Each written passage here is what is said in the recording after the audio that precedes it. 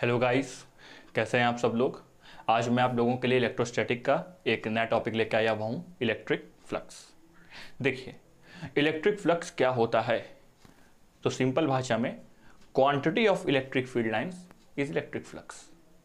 सबसे पहले समझिए कि इलेक्ट्रिक फ्लक्स क्या होता है और इलेक्ट्रिक फ्लक्स को हम कैसे समझेंगे, ये इंपॉर्टेंस रखता है। देखिए, सामने एक विंडो है और उस विंडो में से ऐसे हवा आ रही है, एयर आ रही है, एयर।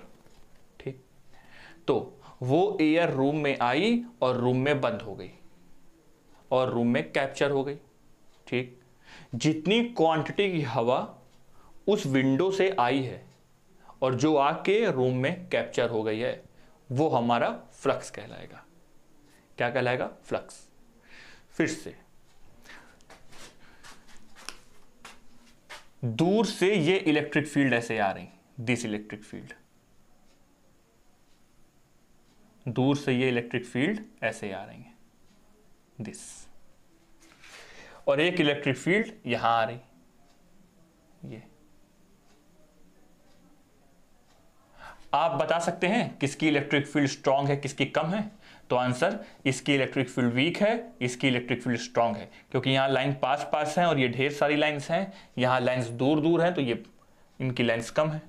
तो जिसकी इलेक्ट्रिक फील्ड लाइंस की इंटेंसिटी जो ज्यादा पास होंगी, उसकी इलेक्ट्रिक फील्ड ज्यादा होगी। ठीक, यहां पे हमने एक विंडो बनाई, दिस, और एक विंडो छोटी सी मैंने यहां बनाई, दिस। देखो, इस विंडो में से कितनी इलेक्ट्रिक फील्ड लाइन जा रही हैं? तो आंसर 1 2 3। हमें वो इलेक्ट्रिक फील्ड लाइन नहीं लेनी है कि जो विंडो को बिना टच किए हुए जाए। कौन कौन सी इलेक्ट्रिक फील्ड लाइंस ऐसी हैं जो विंडो के अंदर से, इस एरिया के अंदर से गुजर रही हैं? तो answer this line and this line. कितनी लाइन है? 1 2 3। अब इस विंडो में से बताइए कितनी लाइंस गुजर रही? तो आंसर 1 2। ठीक, यहां देखिए, ये एक विंडो है, इस विंडो में से कितनी लाइन गुजर रही? 1 2 3 4। और एक छोटी सी विंडो ये बनाया, इस विंडो में से कितनी लाइन गुजर रही? आंसर 1। तो जिस एरिया में से इलेक्ट्रिक फील्ड लाइंस ज्यादा गुजरे, जिस एरिया को इलेक्ट्रिक फील्ड लाइन ज्यादा टच करें, उसका इलेक्ट्रिक फ्लक्स ज्यादा। फ्लक्स क्या है? What is electric flux? Electric field lines ऐसे आ रही हैं, पहली चीज, इलेक्ट्रिक फील्ड लाइंस ऐसे आ रही हैं, तो हमें उसमें देखना है कि इलेक्ट्रिक फील्ड की इंटेंसिटी ज्यादा है कि कम है। ठीक, इंटेंसिटी कैसे? पास पास लाइन है कि दूर दूर लाइन है। दूसरा, इलेक्ट्रिक फील्ड लाइंस ऐसे आ रही हैं, तो वो इस एरिया में से कितनी टच होके जा रही? ठीक, उस एरिया में से कितनी टच होके जा रही हैं? जितनी लाइंस एरिया से लिंक होके जाएंगी, टच होके जाएंगी, उसका इलेक्ट्रिक फ्लक्स हम ज्यादा बोलेंगे। ठीक, तो what is electric flux?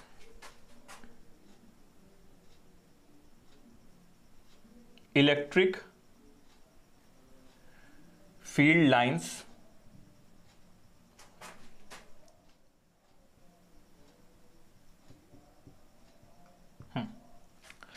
Electric field lines linked to an surface area. जितनी इलेक्ट्रिक फील्ड लाइंस इस एरिया से लिंक होंगी, वही हमारा क्या कहलाएगा? Electric flux. यहां पे कितनी लाइंस लिंक हो रही हैं? 1 2 3 4, तो इलेक्ट्रिक फ्लक्स कितना? 4। यहां कितनी लाइन लिंक हो रही? 1 2, तो इलेक्ट्रिक फ्लक्स कितना? 2। यहां कितनी लाइंस लिंक हो रही? 1 2 3 4, तो इलेक्ट्रिक फ्लक्स कितना? 4। यहां कितनी हो रही? 1, तो दिस इज 1। यहां कितनी हो रही? 3, तो इलेक्ट्रिक फ्लक्स 3। तो जितनी इलेक्ट्रिक फील्ड लाइंस एरिया से लिंक होकर गुजरेंगी, वही हमारा इलेक्ट्रिक फ्लक्स कहलाएगा। ठीक, तो इलेक्ट्रिक फ्लक्स का जो सिंबल होगा वो हम लेंगे phi e, this is electric flux.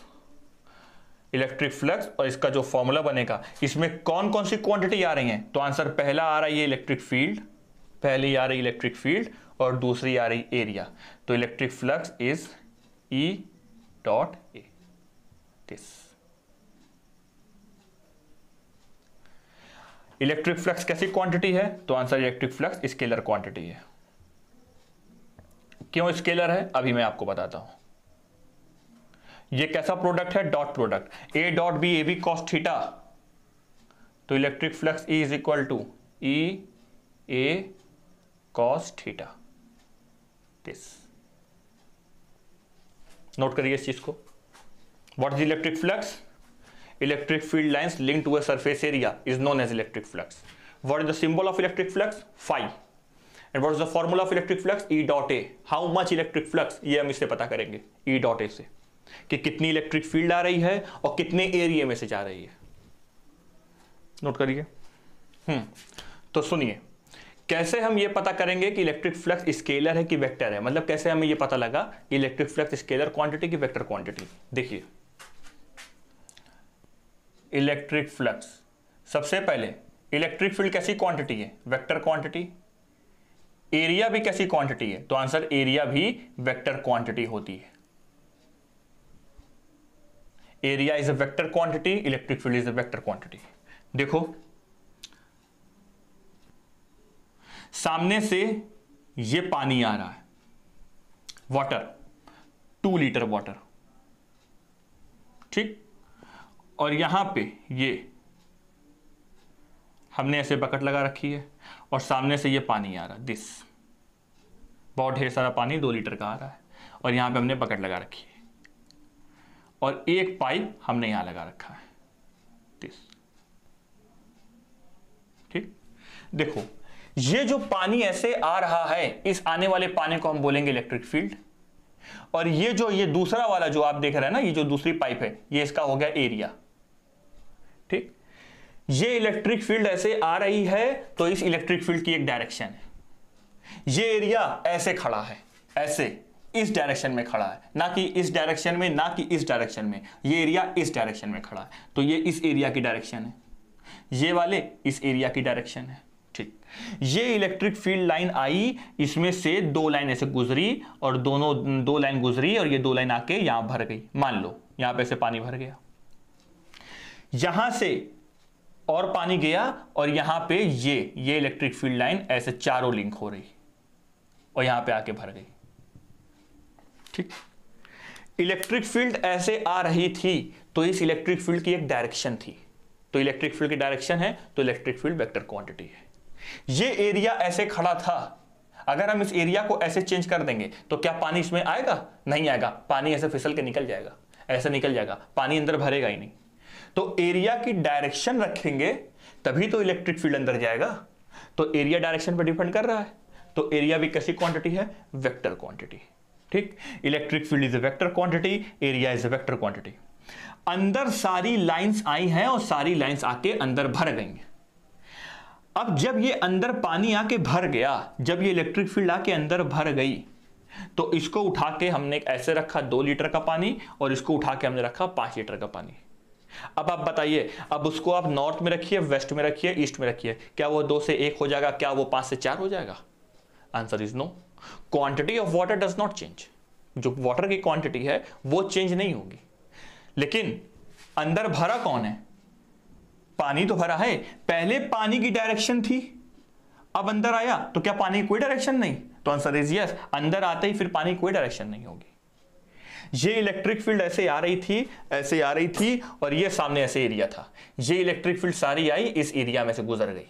हमने गिन लिया 1 2 3 4 5 लाइंस आके इस एरिया में से गुजर रही हैं, तो इसका फ्लक्स कितना? 5। इसका इलेक्ट्रिक फ्लक्स कितना? 5। इलेक्ट्रिक फ्लक्स क्या है? Quantity of electric field line. अब इस 5 को हम ऐसे कर दें या ऐसे कर दें, किसी भी डायरेक्शन में रख दें, लेकिन क्या ये 5 से 4 हो जाएगा? नहीं होगा। तो फ्लक्स पे डायरेक्शन का कोई फर्क नहीं पड़ेगा, मतलब इस पानी को हम किसी भी डायरेक्शन में रख दें, पानी का लीटर कम नहीं होगा। अब जैसे ये पानी अंदर भरा गया, इसका एक स्टॉक बन गया। अब इसको हम कहीं भी रख दें, इसका मैग्नीट्यूड कम नहीं होगा, मतलब डायरेक्शन से इसको फर्क नहीं पड़ेगा, ठीक है। तो जितनी इलेक्ट्रिक फील्ड लाइंस आएंगी, इनकी एक डायरेक्शन होंगी, इस एरिया का भी अपना एक डायरेक्शन होगा, ये आके ऐसे इसको टच करेंगी, तो ये हमारा क्या कहलाया, इलेक्ट्रिक फ्लक्स। क्यों? क्योंकि हमने उसे गिन लिया। अब उस गिनती को हम किसी भी डायरेक्शन में रख दें, वो गिनती कम नहीं होने वाली।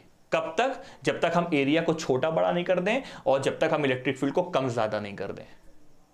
अगर इलेक्ट्रिक फील्ड लाइन कांस्टेंट है, यूनिफॉर्म है, एरिया भी हमारा कांस्टेंट है, अब जितनी भी लाइंस आएंगी, 5 आ रही हैं तो इसमें से 5 ही गुजरेगी, और उस 5 को हम काउंट कर लेंगे, वही हमारा इलेक्ट्रिक फ्लक्स कहलाएगा, और वो क्वांटिटी हमारी स्केलर कहलाएगी, क्योंकि उस 5 को हम किसी भी डायरेक्शन में रखते हैं वो फ्लक्स नहीं बदलेगा। तो electric flux is a scalar quantity.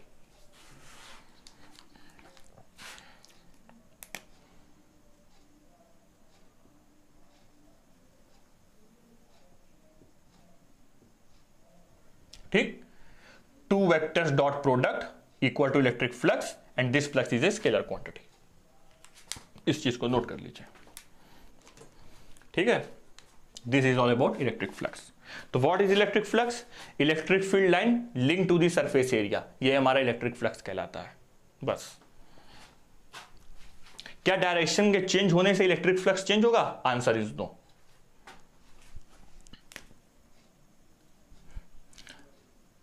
This is electric flux, this is E, this is A। अब इस A को स्टडी करते हैं। देखो, इलेक्ट्रिक फ्लक्स किस पे डिपेंड करता है? एरिया पर और इलेक्ट्रिक फील्ड की इंटेंसिटी पर। मतलब कितनी ज्यादा लाइन है, कितनी कम लाइन है, कितनी पास लाइन है, कितनी दूर लाइन है, इलेक्ट्रिक फील्ड की इंटेंसिटी पर। सुनिए, देखो एरिया क्या है, एक मिनट, इसको लिख दे पूरा, ई ए कॉस थीटा। ये थीटा किसके बीच का एंगल है? इलेक्ट्रिक फील्ड और एरिया के बीच का एंगल। देखो, ये हमारा एरिया है, दिस, ये हमारा area, this is length, this is breadth. तो इसका एरिया वेक्टर कैसे आएगा? तो आंसर ऐसे, सरफेस के परपेंडिकुलर और रेडियली आउटवर्ड। ये सरफेस है, इसमें एरिया वेक्टर कैसे आएगा? सरफेस से परपेंडिकुलर। ये सरफेस है, इससे एरिया वेक्टर कैसे आएगा? सरफेस से परपेंडिकुलर। तो याद रखिए, एरिया वेक्टर हमेशा आप सरफेस से परपेंडिकुलर बनाएंगे। जैसे देखिए, ये हमारी एक सरफेस है, दिस, इसमें area vector, this is length, this is breadth, तो इसमें एरिया वेक्टर कैसे आएगा? सरफेस है, सरफेस से perpendicular, this is area vector. और कैसे? परपेंडिकुलर टू द सरफेस और रेडियली आउटवर्ड, मतलब हमेशा बाहर की तरफ आप निकालेंगे, ऐसे नहीं कि एरो अंदर बना दे, नहीं, गलत हो जाएगा।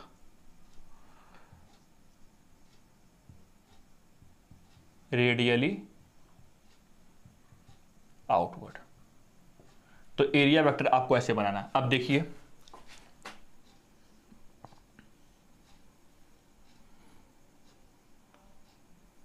यहां से ऐसे इलेक्ट्रिक फील्ड लाइन आ रही, दिस, ये इलेक्ट्रिक फील्ड लाइन्स आ रही,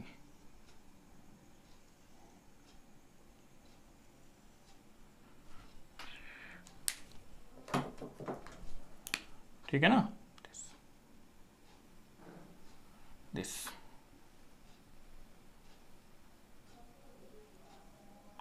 बताओ, इस एरिया में से कितनी लाइंस गुजर रही हैं? तो ये दोनों नहीं गुजर रही हैं, हटा दो। 1 2 3 4 5, 5 लाइन गुजर रही हैं, तो इसका इलेक्ट्रिक फ्लक्स कितना? 5। समझ में आई बात? ऐसे। अब ये हमारी इलेक्ट्रिक फील्ड है, दिस, इसका एरिया बताइए। ये सरफेस है यहां पे, इस सरफेस से परपेंडिकुलर, ये इसका एरिया है। इलेक्ट्रिक फील्ड भी इस डायरेक्शन में, एरिया भी इस डायरेक्शन में, थीटा कितना? 0 डिग्री। अब अगर थीटा 0 है तो इलेक्ट्रिक फ्लक्स क्या आएगा हमारा? This is E A cos theta, cos 0 की वैल्यू 1 एंड दिस इज ई ए। तो हमारा इलेक्ट्रिक फ्लक्स कितना आया? ई ए।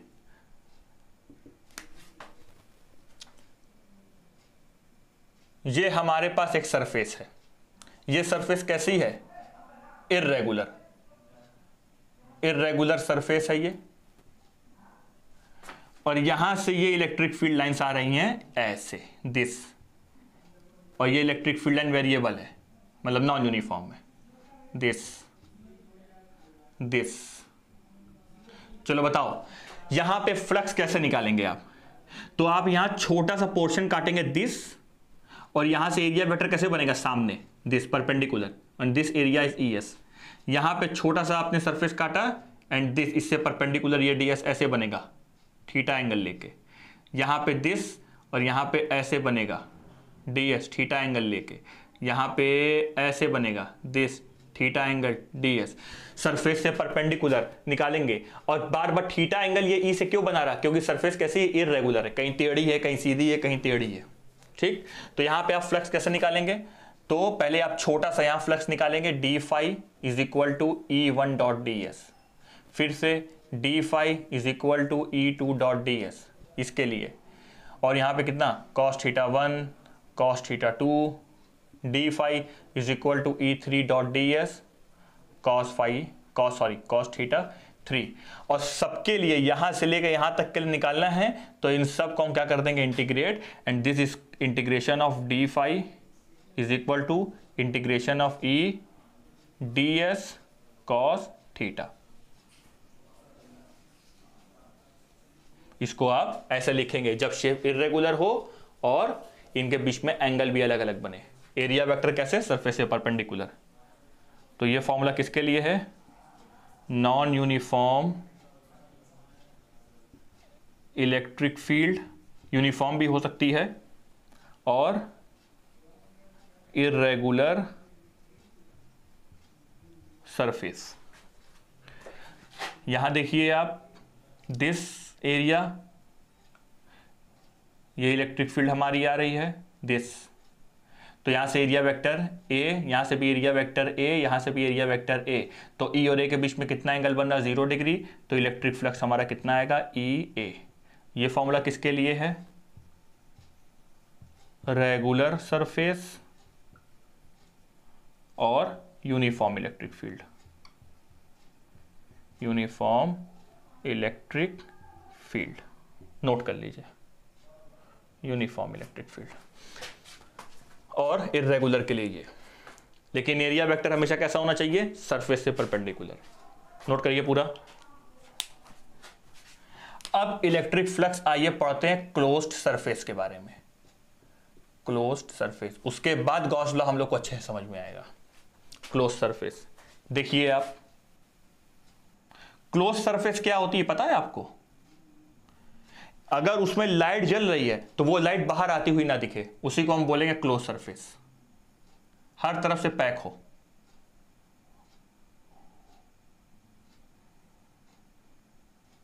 दिस,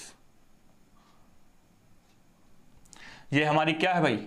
ये हमारी क्लोज सरफेस है, हर तरफ से बंद है। ठीक, अब सुनिए, यहां से ऐसे इलेक्ट्रिक फील्ड आ रही, दिस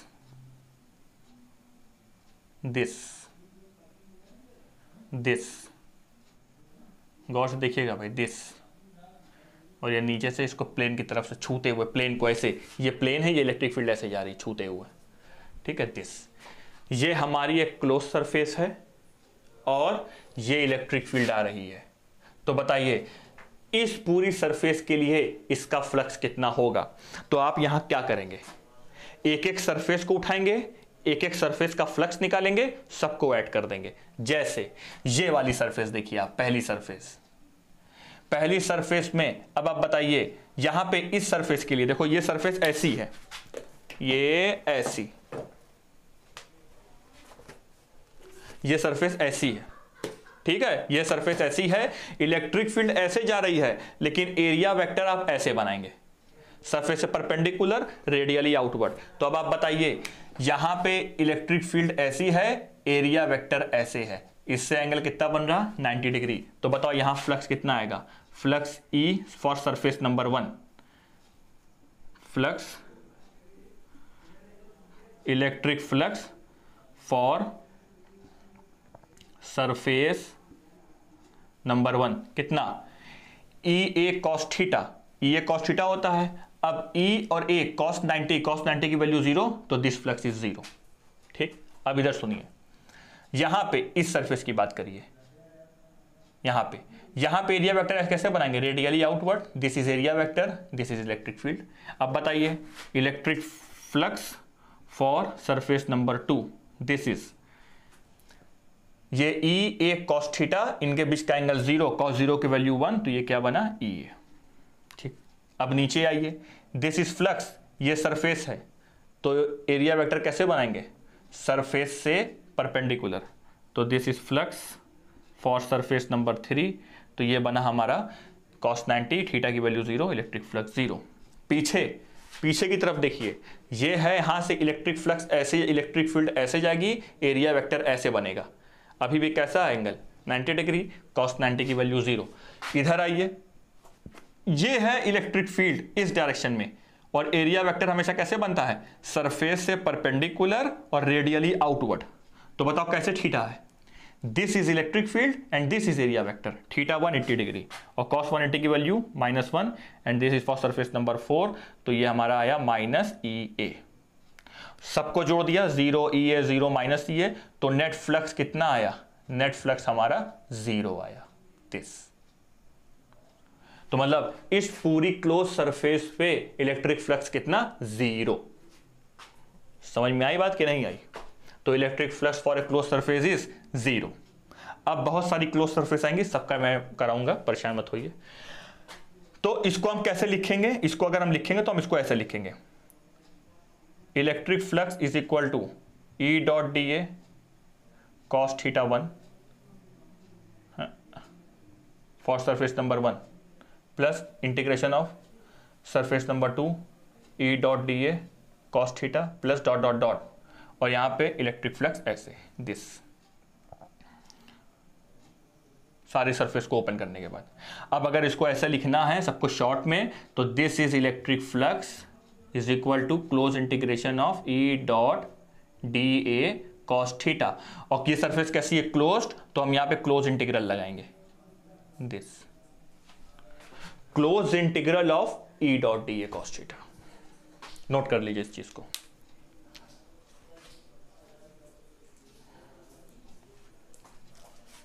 ठीक है, तो ये आपने क्या पढ़ लिया, इलेक्ट्रिक फ्लक्स के बारे में, क्लोज सरफेस में कैसे इलेक्ट्रिक फ्लक्स जाएगा, तो एक एक सरफेस का हम फ्लक्स निकाल लेंगे। नोट कर लीजिए, एक मिनट, हमने गलती से ये लिख दिया, यहां पे बनाना है। इलेक्ट्रिक फ्लक्स सबका निकालना है ना, तो यहां पे इंटीग्रेट क्यों लगा है, electric flux is equal to close integral of E dot D S, this, यहां क्लोज लगाना है, सॉरी।